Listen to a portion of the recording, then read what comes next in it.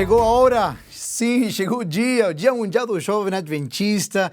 Queria mandar um abraço especial para você, jovem, igreja. Estamos celebrando, sim, celebrando o que a nossa juventude é, a nossa juventude maravilhosa. Queria mandar um abraço para você e dizer realmente que você é precioso para Jesus e por isso que nós estamos também celebrando esse dia tão especial.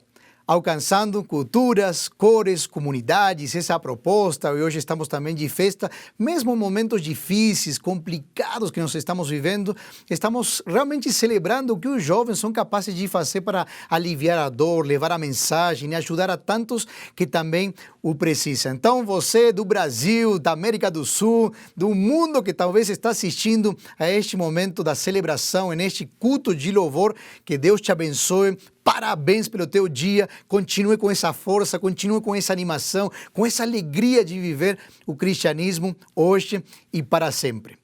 E claro, dentro desse contexto do Dia Mundial do Jovem Adventista, nós temos a celebração, lives, tivemos vários desafios feitos durante a semana previamente e continuaremos. Semana Santa vem aí pela frente, os jovens sempre estão envolvidos com toda essa ação. Vamos abrir a Bíblia, eu queria refletir na palavra de Deus sobre essa questão de chegou a hora, sobre essa frase poderosa, sobre esse alcançar novas pessoas, toda nação, tribo, língua e povo, e para isso vamos fazer no livro de Apocalipse, Apocalipse capítulo 19. Lembrem que a Bíblia fechada é um livro qualquer, mas a Bíblia aberta é a palavra de Deus. E Deus vai falar conosco poderosamente nesse momento, nessa hora. Apocalipse 19, e vamos ler os versos 7 e 8. Antes, porém, vamos fazer uma breve oração. Pai querido, obrigado, Senhor, por esse dia.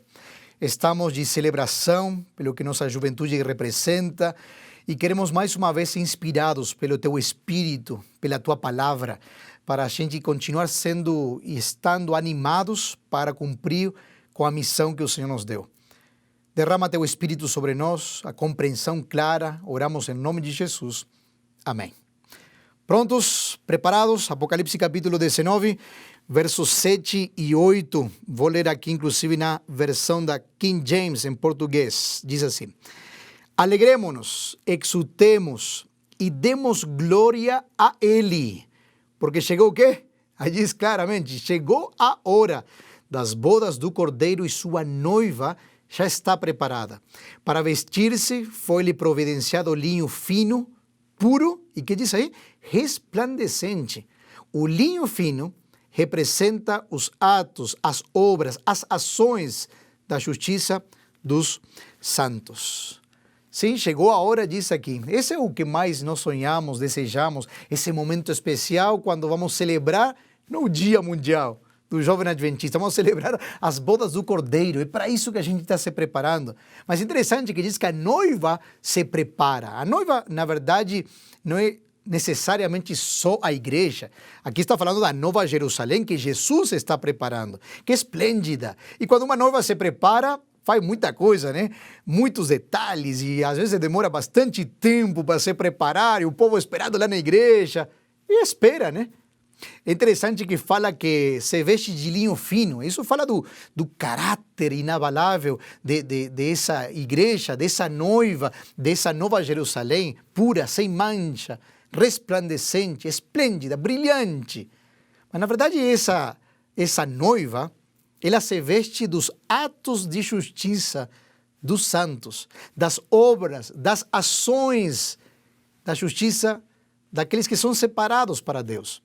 É uma vida vitoriosa, desenvolvida pela graça de Cristo. Aonde? É no interior do cristão. E claro, quando você tem a Cristo no interior, isso se reflete em tudo que você faz, nos atos. Quando a gente pensa na preparação para essas bodas, eu não posso esquecer das parábolas do reino que Jesus tanto falou. Lembra em Mateus capítulo 13, que é o contexto das parábolas do reino? E aí Jesus vai falar várias vezes da parábola do joio e vai falar também da parábola do grão de mostarda, vai falar do fermento, do tesouro escondido, vai falar da parábola da pérola, da rede. O tempo todo Jesus está falando de parábolas e diz assim, a fórmula é: o reino dos céus é ainda semelhante a uma quê? A uma rede. O reino dos céus é semelhante. Então, já para descrever o reino dos céus, Jesus sempre começava com essa primícia, o reino dos céus é semelhante. Ou seja, para os interlocutores, para aqueles que ouviam, já era conhecida essa fórmula de Mateus capítulo 13, da forma que Jesus falava. Mas é interessante, um pouquinho mais para frente, no capítulo 25, já está falando aí daquela parábola que a gente gosta, e escuta e conhece e precisamos refletir nesses últimos dias. É a parábola das 10 virgens. Ali, em Mateus capítulo 25, fala que a conjugação do verbo já é diferente.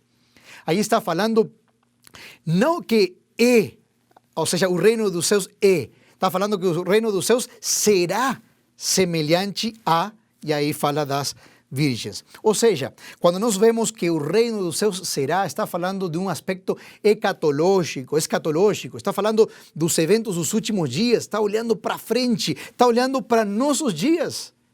Jesus está utilizando essa parábola para dizer, gente, é tempo de preparação para as bodas. Eu gosto muito de pensar porque se isto é para nossos dias, para os últimos dias, e nós estamos vivendo de fato os últimos dias da história desse mundo, então a gente pode reconhecer que ali fala de uma analogia da volta de Jesus. A volta de Jesus, quando é descrito aqui nessa parábola, são as virgens. E está falando dessas 10 virgens, está falando aqui que aparecem 2 grupos, e essa igreja é pura, é uma igreja que tem uma fé especial, e essas virgens estão se preparando, algumas negligentes e outras preparadas, diz aí. Mas todas estão esperando o quê? O noivo, porque o foco está no noivo. O foco está que ele virá buscar a noiva. E nós todos somos essas virgens, essa igreja que está se preparando para esse momento tão especial. Sabem, às vezes eu fico pensando que não seja o tempo da espera que vai diminuir a nossa esperança. E vou repetir isso aqui. Não seja que o tempo da espera faça diminuir o tempo da esperança ou a esperança que nós temos. Nós temos que deixar firmada a nossa esperança em Cristo Jesus. E está falando aqui essa parábola, e quando olhamos para as bodas do Cordeiro, nos fala dessas virgens, nos fala de um tempo antes da segunda vinda de Jesus. A igreja são essas virgens que são convidadas para as bodas. A diferença está entre esses 2 grupos. O quê? A diferença está na preparação. Antes da segunda vinda, tem um tempo de preparação, tem um tempo de pregação. Sabem, quando eu penso nessa igreja unida, nessa igreja fortalecida, me fala aqui de uma igreja que espera a vinda de Cristo Jesus, mas que é um povo unido. Esse povo somos nós. Um povo com uma certidão de nascimento, com uma identidade clara, com um ministério a desenvolver, é uma mensagem distintiva. Para quê? Para ser vivida e também para ser anunciada. Essa igreja é você. Essa igreja sou eu, que precisa estar unida como nunca antes na história desse mundo, com um propósito claro, com um propósito definido. Às vezes a gente dá muita ênfase na vinda do Senhor. Claro, nós somos adventistas, né? Afinal de contas, aguardamos o retorno do Senhor. Mas note, porém, uma coisa interessante. Essa não foi a ênfase de Cristo durante as últimas semanas com seus discípulos. A ênfase é que eles esperassem e clamassem pela descida do Espírito, a fim de ter poder para testemunhar, de pregar, de falar. Cristo, ele está muito mais interessado em nosso preparo para seu retorno do que deveríamos estar no tempo do retorno. Está mais preocupado com o preparo que com o tempo. A vinda do Espírito à nossa vida vai preceder a vinda do Senhor ao mundo. Por isso, queridos jovens, igreja que está ouvindo essa mensagem, se faz urgente e necessário o batismo do Espírito. É necessário que para que Cristo volte, nós recebamos o Espírito por completo. Por quê? Porque o Espírito é o único que pode convencer de pecado, de justiça, de juízo, como diz em João capítulo 16. Contudo, surpreendentemente, o Espírito não é enviado ao mundo. é enviado à igreja. Enquanto ele opera por intermédio da igreja, o mundo então é levado aos pés de Jesus. Por isso eu falo que chegou a hora de quê? Chegou a hora de clamarmos pelo derramamento pleno do Espírito Santo em nossa igreja e em nossa vida. Há uma citação forte de Ellen White falando acerca dessa manifestação do caráter de Cristo e que diz o seguinte, veja só que interessante, que importante isso. Diz assim, Cristo aguarda com fremente desejo a manifestação de si mesmo, aonde? Em sua igreja. Quando o caráter de Cristo se reproduzir perfeitamente em seu povo, então virá para reclamá-los como seus. Todo cristão tem o privilégio não só de esperar a vinda do nosso Senhor Jesus Cristo, como também de apressá-la. Que fantástico! Diz assim, se todos os que professam seu nome produzissem fruto para a sua glória, quão depressa não estaria o mundo todo semeado com a semente do Evangelho. Rapidamente amadureceria a última grande seara e Cristo viria a recolher o precioso grão. Está vendo? Cristo quer se manifestar na sua igreja. Cristo quer se manifestar na sua vida. Mas para isso a gente tem que reproduzir o seu caráter. Cristo quer voltar a buscar os céus, mas para isso a gente tem que impactar o mundo com uma verdade que às vezes a gente não está vivendo de maneira transformada por essa verdade. Sabem, a verdadeira influência, e as pessoas querem ser influencer e ter muitos seguidores nas redes sociais, é importante, porque para pescar pessoas a gente usa redes, e são as redes sociais mesmo. Mas parece que às vezes que a gente quer parecer muito, ou quer ter influência, mas influência para quê? A verdadeira influência vem de uma vida espiritual consistente, inabalável, um caráter digno como o caráter de Jesus. E é para isso que precisamos do derramamento do Espírito. Queridos jovens, sem santidade não há poder. Deus está chamando uma geração para que se levante em santidade. Gente, para de brincar de ser cristão. Nós estamos em uma grande batalha. É o conflito cósmico, são os eventos finais. Nós estamos vendo, o mundo não dá para mais, está acabando mesmo. E às vezes eu fico aí, mais ou menos, sendo mais ou menos. Ou você é ou não é. É 100% de Jesus. E nesse grande conflito entre o bem e o mal, nessa batalha, você vem tiros de um lado para o outro. E tem gente que fica em cima do muro, né? Não, é que eu quero agradar um pouquinho a este e aquele, um pé no mundo, um pé na igreja, está lá aquela coisa. Quando você sobe no muro, você recebe tiro dos dois lados. Fica de um lado, fica do outro, mas fica do lado do vencedor, que é Cristo Jesus. E levantando essa geração que é santa. Porque sem santidade não há poder. Tem gente que quer influenciar, tem gente que quer levar mesmo uma mensagem, mas são vazios, porque não existe separação para o sagrado. Estamos falando dos tempos finais. Estou falando para você, jovem, ei, acorda, chegou a hora de ser separado para Cristo, de esperar a vinda do Senhor, mas esperar em todos os sentidos esse derramamento do Espírito e viver uma vida em santidade. E é mais, eu digo, sem sanidade não tem santidade. Tem muita gente doente emocional, precisa de cura da alma, precisa de restauração plena. Eu não sei o que você tem passado nesses últimos dias, como você tem enfrentado a pandemia, mas talvez tenha afetado psicologicamente, fisicamente. E não haverá santidade sem sanidade. E Deus quer dar a cura. Então, meu jovem, meu irmão, amado, querido, deixa que o Espírito Santo te chame para o arrependimento e deixemos as coisas que estão sendo um peso para a causa do Senhor. Chegou a hora de cuidarmos de nossa mente, de nosso corpo, para serem canais puros de bênçãos. Mas a pergunta que também nós devemos fazer, porque muita gente quer fazer, né? E realizar coisas. Isso é maravilhoso. Nós motivamos bora para a missão Caleb, bora dar estudo bíblico, bora realizar isto. Mas por que a gente faz o que faz? Você já parou? Você precisa parar às vezes para pensar nisso. Por que fazemos o que fazemos? Por que eu faço o que eu faço?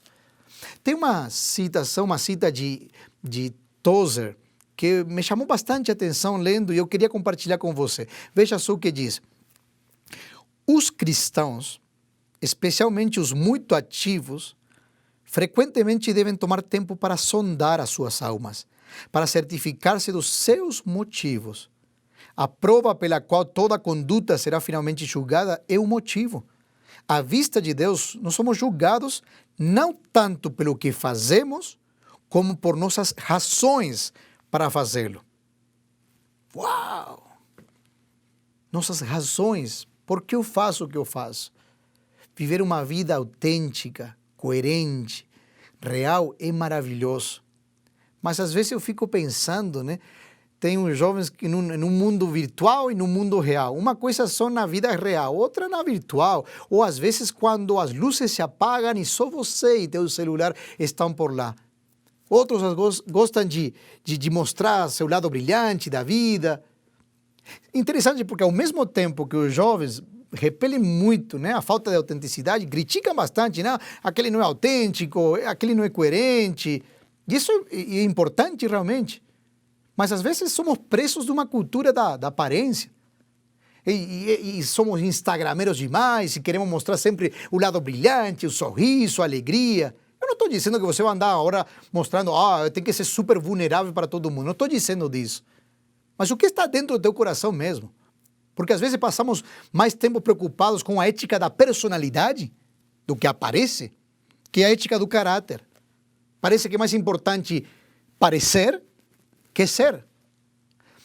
E mais, eu digo, outros são cativos do fazer e pouco tem do ser. Sabem que somente no dicionário aparece fazer antes de ser. Porque na vida cristã deve prevalecer o ser. A questão está em descobrir em primeira medida quem é você, jovem, adventista. E já te dei uma dica aí, né? Quem é você? A quem você pertence? Para onde você vai? De onde você vem? Se isto está claro, não vai existir uma incongruência entre uma vida real e uma vida virtual.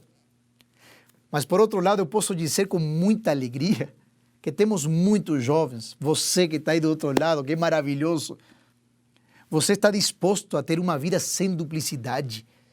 E o que são no terreno virtual é também no real. Ou seja, é todo terreno, em todo momento. E viver assim é amplamente libertador. Isso é poderoso. Essa é uma influência que tem muito maior alcance, desde que você esteja mais preocupado em ser de Cristo e seguir o que Ele quer para a tua vida. Mesmo que às vezes algum posicionamento faça que você tenha menos seguidores ou unlike. E sabe, me chama a atenção porque muitos querem o joinha, né? Me gusta, quer assim um like para tudo que faz. E se não tem coraçãozinho, ele fica agoniado, fica triste. Aqui a pessoa não está curtindo o que eu... Gente, você tem que estar preocupado com o like de Jesus, com a aprovação divina. Sabem, os melhores cristãos, eles produzem mais cristãos, mais discípulos, em vez de followers ou em vez de seguidores deles mesmos. Então, eu quero te desafiar a encarar esse desafio de ser por Cristo 4x4 todo terreno. Você já teve alguma caminhonete 4x4? Já subiu alguma vez? Me lembro, meu pai uma vez comprou uma caminhonete 4x4. Estávamos todos empolgados, entramos na areia, entramos no mato, no meio da lama, e botava aí a tração 4 rodas que saía para todo lugar.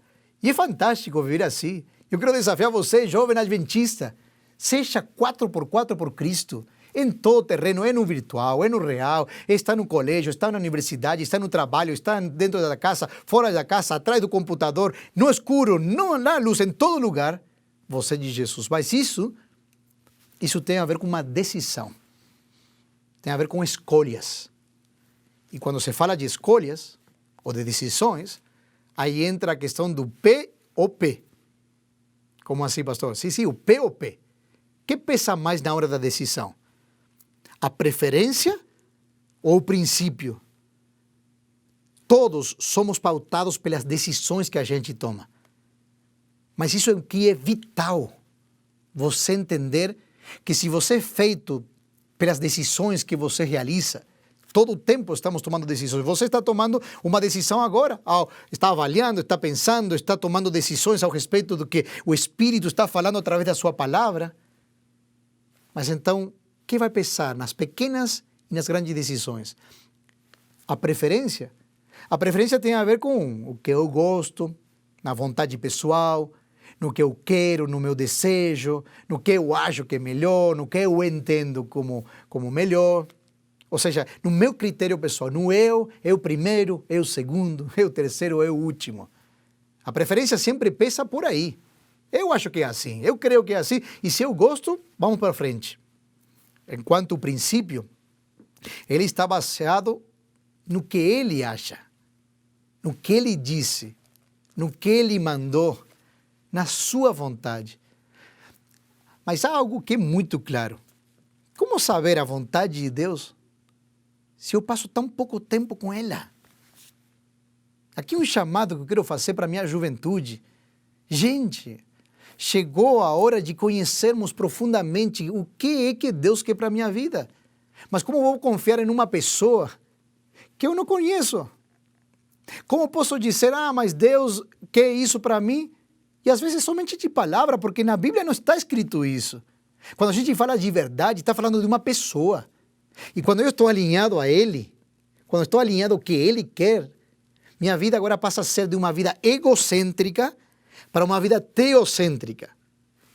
Está focada nele, no que Ele espera de mim.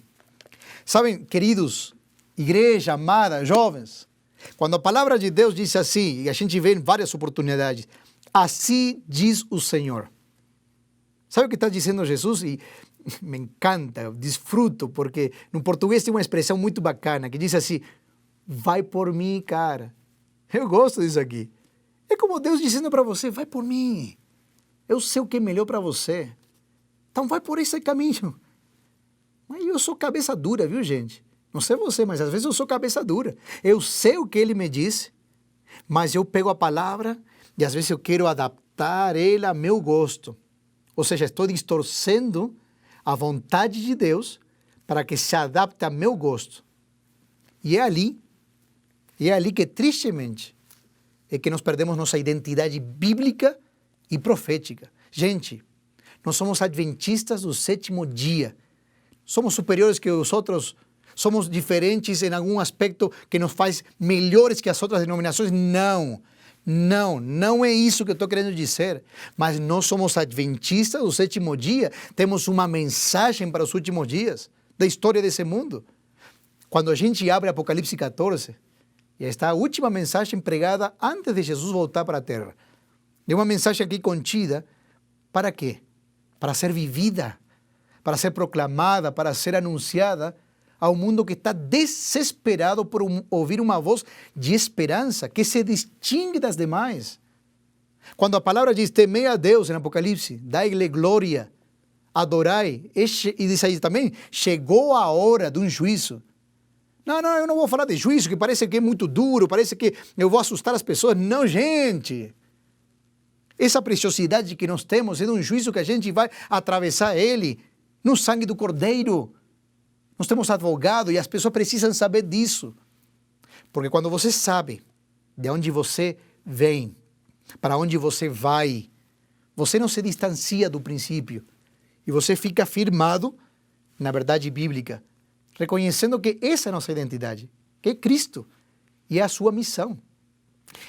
As nossas digitais, o nosso DNA, nossos CPF são únicos, porque o que nos diferencia dos demais é o que define a nossa identidade. Você quer ter uma juventude, ancião de igreja, pastor que está ouvindo essa mensagem, irmãos queridos, você quer ter uma juventude firme na igreja? Pastor, por favor, nós queremos uma igreja assim. E muitos me perguntam, pastor, tem tantos jovens desanimando, saindo do convívio da fé das igrejas. Sabem, isso dói, isso me entristece, isso me faz chorar muitas noites.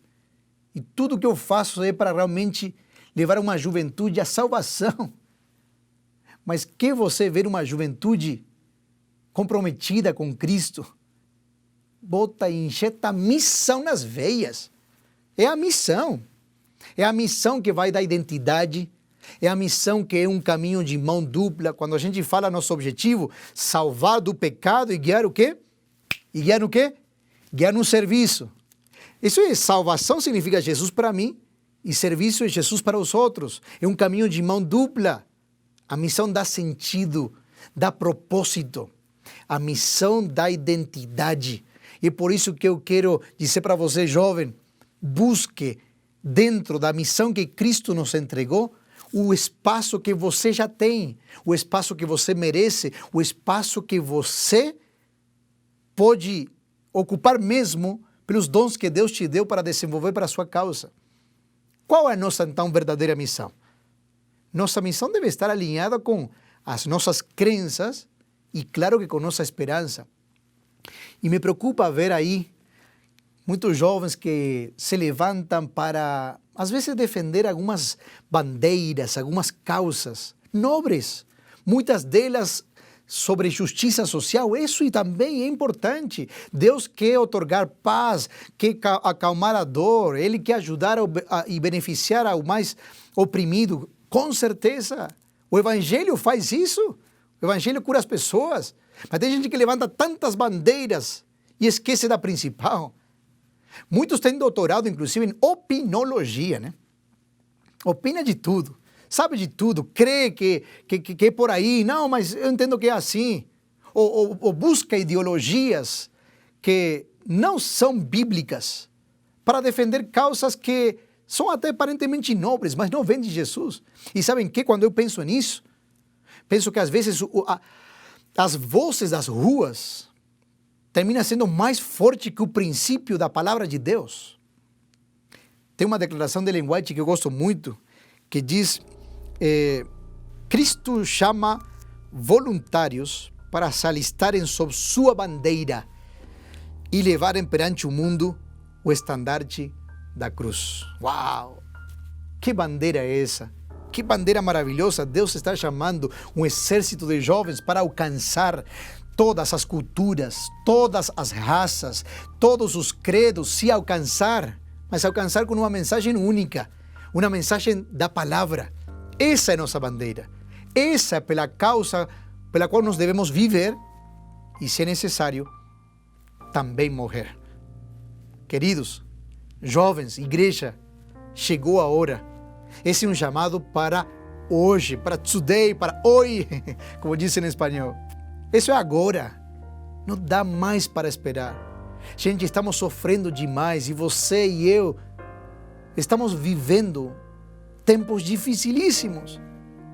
Está claro de que Jesus está voltando para buscar seus filhos, mas não é somente falar e ter bonitos discursos, é viver um cristianismo autêntico, verdadeiro, genuíno, na prática.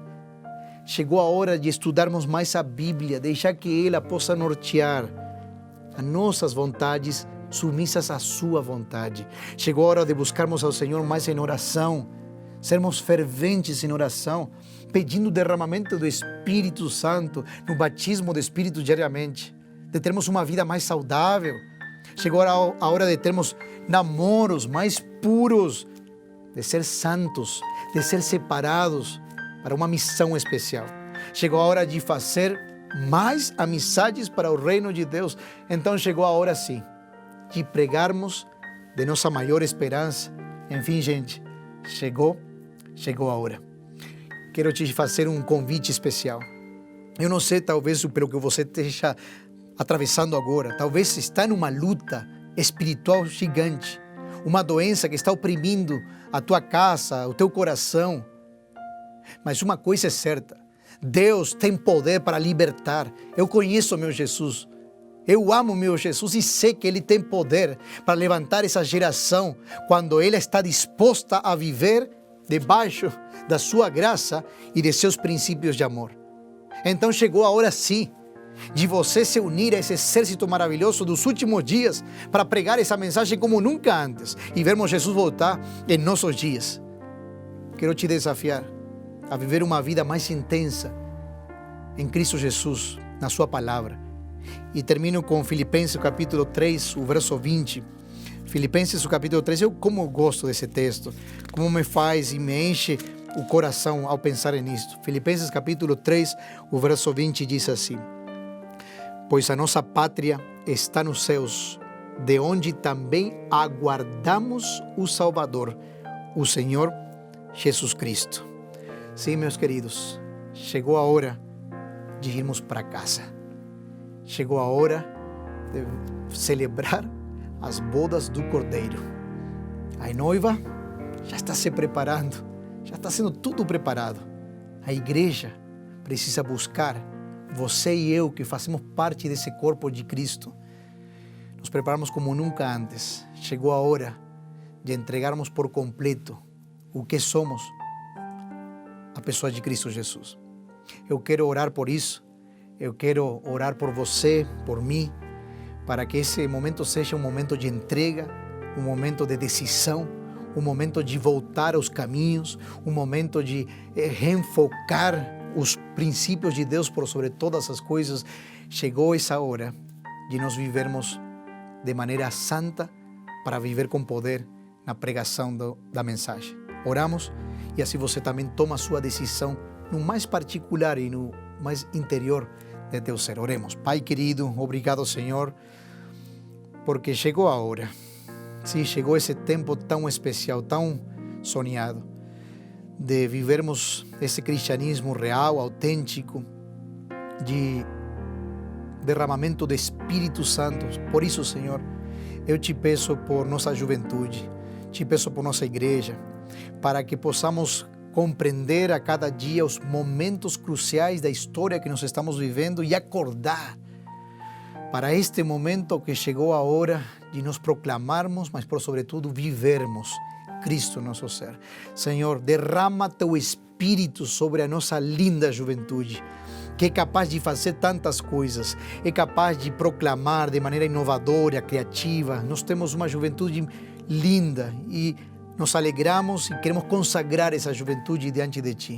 Senhor, que possam permanecer firmes na Tua palavra e assim juntos, como a última geração, possamos pregar, anunciar e proclamar que muito em breve Jesus voltará, iremos para casa, assim celebraremos as bodas do Cordeiro pela eternidade. Oramos agradecidos e pedindo tudo isso no precioso nome de nosso amigo e carinhoso Salvador Cristo Jesus. Amém. Que Deus te abençoe, que Deus te guarde, Deus te fortaleça. Chegou a hora, parabéns mais uma vez pelo Dia Mundial do Jovem Adventista. Maranata!